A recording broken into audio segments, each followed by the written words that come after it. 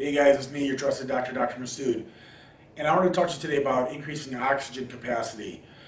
And this weekend I was at a party and a lady her kid was eating food and the kid started coughing because he was eating the food, got a little dislodged. And the mom said, put your hands up.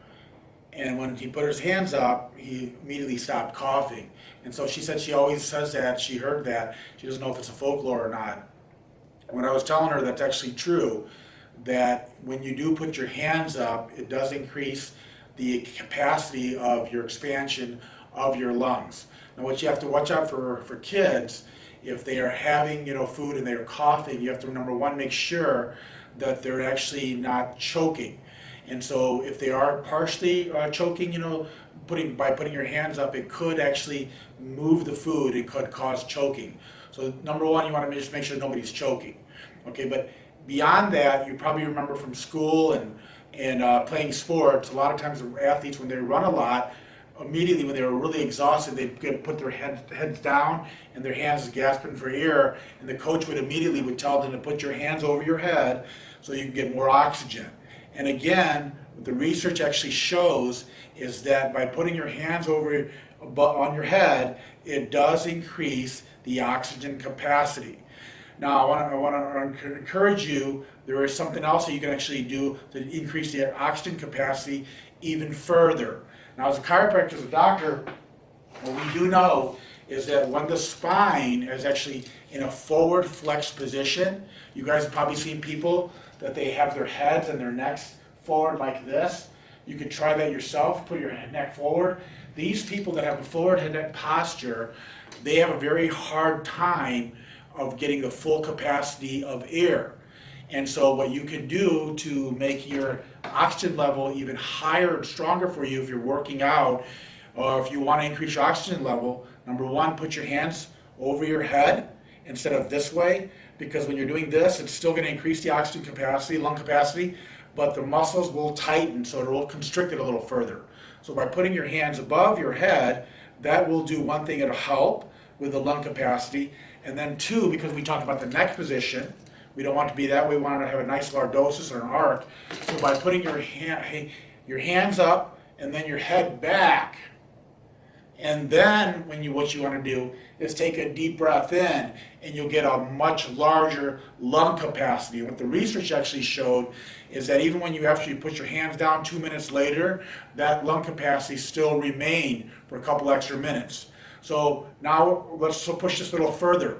Any great athletic coach will actually teach kids not only athleticism, things that they could do to help improve that in their sport, but also they'll talk about is oxygen.